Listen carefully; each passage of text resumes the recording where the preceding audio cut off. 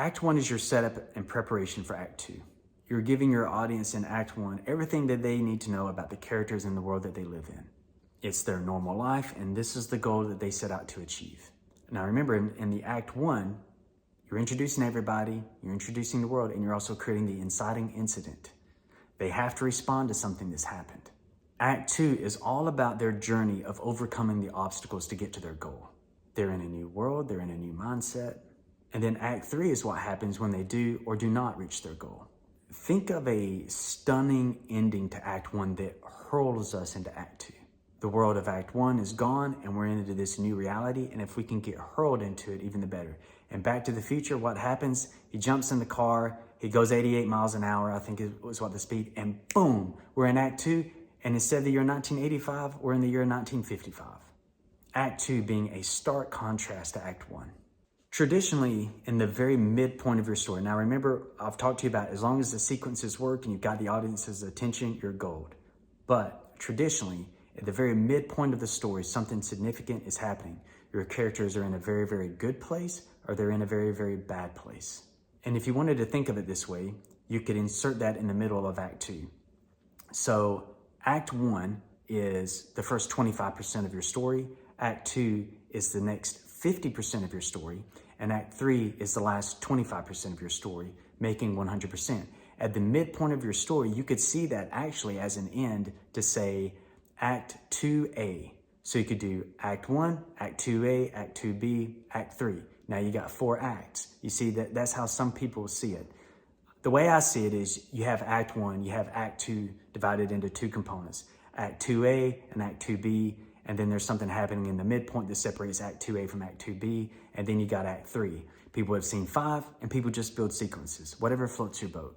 Now remember, at the end of Act 2, we're at the 75% story mark. The story could end right there, but something else happens that has to be resolved. The story could end right there, but wait, there's more. In the movie A River Runs Through It, the main character gets a job at the University of Chicago. He meets the love of his life. His brother went through the dark night of the soul and is alive and well, still has his job, seems to be healthy. That ends Act 2. We could end the story right there. But then in Act 3, he's getting ready to go to Chicago with the love of his life, and he finds out that his brother has been killed, and probably by gangsters who he owed money to for bad gambling. Now, let's do a little bit of a deep dive, talking about the 3-act structure, and we're going to dig a little deep into the movie The Notebook. In Act 1, in The Notebook, Noah and Allie fall in love, and their separation propels us into Act 2. This is where Noah goes on his journey. He goes to war, but while he's there, he's thinking about Allie. He loses his best friend Finn in the war, and so when Noah returns home and he begins restoring the old plantation home, his dad dies. So now Noah is all by himself. What's the worst that could happen to Noah? He lived his life in isolation, as a hermit, and alone. That's not good. That's bad. Well, what's going on with Allie in Act 2? Well, she goes on her journey also. She was a college student. She was a nurse during the war and thinks about Noah the entire time. And while she's there, she meets Lon. She and Lon date, they get engaged, but then one day, Allie sees Noah's picture in the paper that he's built this mansion. She goes to his house and they reunite and have dinner together and acknowledge that yes, they were once in love. And then she's getting in her car to go back home to Lon. And that right there ends Act 2. We could have stopped right there. But Noah says, will you please come back tomorrow? There's something I want to show you. And then that starts Act 3. There's a popular saying that your sequences, your acts need to get more intense, like a fast-moving train to the very end. I've actually seen the opposite of that happen, and I understand where these writing teachers and coaches are coming from on that. But I've seen excellent stories have ebb and flows. Some scenes are way more intense than the others, and those most intense scenes, sometimes they happen earlier in the movie. I thought the most intense scene was when Noah and Allie break up and she's kicking his truck and she's crying her eyes out, which happens at the end of Act 1. That was brutal. I think another very intense scene is when she reads the final letter that he sent her, and that happens in Act 3, but it doesn't happen at the end. So this idea that, you're building this steam engine and it moves faster and bigger and stronger as the story goes. Yeah, but you don't have to do it like that, because successful stories have not had that and they've been successful. Now, if you can have sequences and they work and Yeah, it builds bigger, faster, stronger, great. Instead of teaching bigger, faster, stronger as the story progresses, I would warn you that you don't want to exhaust your audience. You don't want to have them going until you've got them worn out by the end of Act 2 and they just want to put the book down or shut the movie off because it's too intense. That's not what you want. And when I hear these writing coaches and teachers talking about bigger, faster, stronger as the story progresses, I'm not trying to be mean when I say this, but I hear lack of experience. I hear someone that's teaching it who actually hasn't done it.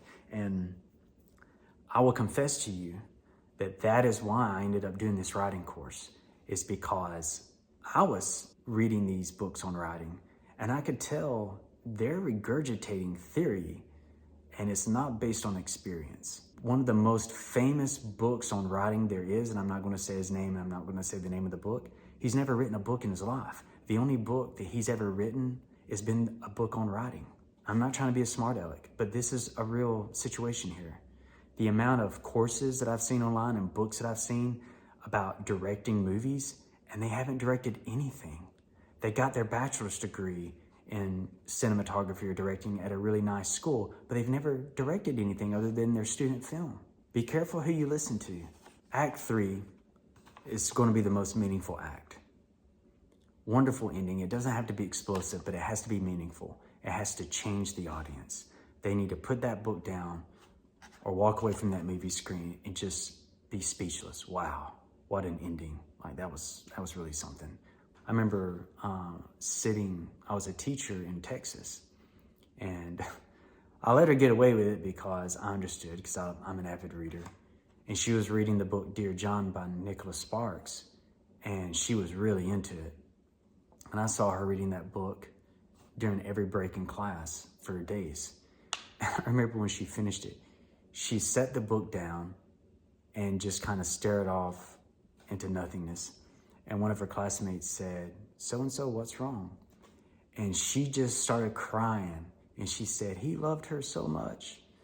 That's the kind of response that you want when people read your book or they encounter your film. The best compliments I've ever received for my novels was, "I couldn't put your book down, and I really felt like I knew the characters and I missed them when it was over." And then the best compliment I get on my films is, "I cried." They'll say, "I watched this and I cried.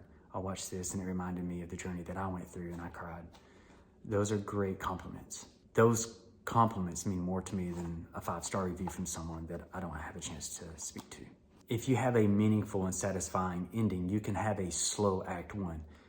People will tell you otherwise. They'll say, "No, you need to hook your readers and get them in there." Yeah, but you want to tell that to Quentin Tarantino?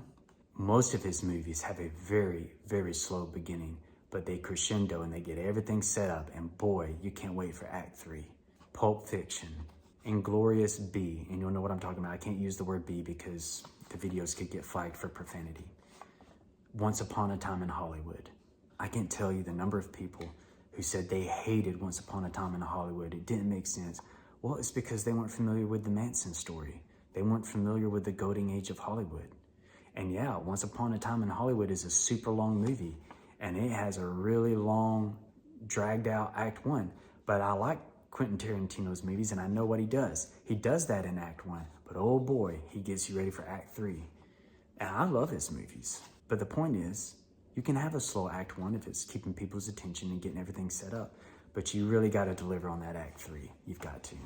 If you have a great Act 1 and a great Act 2, but your Act 3 falls flat, people will remember that and they will not be telling other people about your story. It's just the way it is. What if you wrote your third act first? So before you write your entire novel or screenplay, what if you cranked out the third act? Because that's where your story's headed anyways. You're going to end there and it's the most important act. People will tell you Act 1's the most important so that you can hook your readers, but it's not. Not from experience, it's Act 3. So write Act 3 first. This is also going to help you with your character arc. If your character is sad in the end, then he needs to be in a different place emotionally in the beginning. If your protagonists are happy and victorious in the end, they need to be struggling in the beginning and have that character arc, that emotional change. I think writing the third act first is a great idea. And I think it'll be easier on you as a writer. Imagine being a kid waiting the entire day for a fireworks show. Maybe it's the Independence Day of your nation. And you're so excited. You're a kid and you're eating with your family. Everybody's talking about the fireworks show. You're with your best friends. It's going to be a blast. You know, you're on your way there and the car has problems and you're going to be afraid that you can't make it. But then you get there and they said it was going to rain and it didn't. Oh, this is going to be great. Fireworks. And then they light the fuses, but the fuses got wet and damp. And there's just a couple of pops and a couple of bangs. The day might have been a good day. It might have been a great, exciting day. But man, the fireworks show not working at the end, it ruined the whole thing. That's why I'm telling you, the third act is the most important. When our audience is watching or reading something that we create, they're wanting to escape reality. They want to escape that world and enter the world that you've created. They want to experience something satisfying and meaningful. You're escaping the current world and entering another one. So give them an experience they'll never forget. Create a world they'll never forget. And a powerful ending will make sure that that happens. One way to help yourself write a great ending and a great third act is to ask yourself, am I moved by this? Because if you're not, the audience isn't going to be. I want you in tears, or I want you ecstatic when you write that third act, when you write that ending. I want you to be so excited you feel like your life is complete now that you finished that grandiose third act. Because if you can have that kind of punch in your story, the audiences are going to feel it. Let people read your third act. Let people see it. It's why filmmakers have test audiences when they think that the movie is done. They want to see, hey, what's the feedback? Do we need to cut something? Do we need to change something? Do we need to reshoot a scene? Your readers are going to give you feedback. Hey, I don't think that she would have done that. I don't think he would have done that. I remember watching a director's commentary on The Notebook. My specialty in writing novels was love story. That's what I was good at. And I had a bachelor's degree in family counseling, so I was able to incorporate some of the psychology there. And so I would just consume the director's commentaries and articles on best-selling love stories or high-grossing movies that were love stories. And I remember watching the director's commentary on The Notebook, and the director and the cinematographer had a conversation that when Allie first came to Noah to see his mansion, in the original script, Noah was going to be angry with her. And the cinematographer told the director, I just don't think he would do that. I don't think he would be angry at her. And I know why the writer did it. It was for the conflict, but they had to change it while they were filming it. They knew that it wasn't going to work. They knew that it could be better. And so instead of Noah being angry at her, he's patient and he wants to hear her side of the story before he chooses his reaction. Now that's wisdom. And that also goes to show you that some of the greatest love stories ever told, some of the greatest movies ever made, things had changed while the story was being developed. The plan that they had starting off with was not the plan that they ended with. And I know that from the films that we've made. I've read the screenplays and some of the screenplays I've written. And things change because you got an idea in your head, but when it starts being put into practical action, it's just not going to work. It's not realistic. It's forced, or something's wrong. Something's fundamentally wrong. And that's why it's good to have a good team to be objective and say, I don't think he'd do that.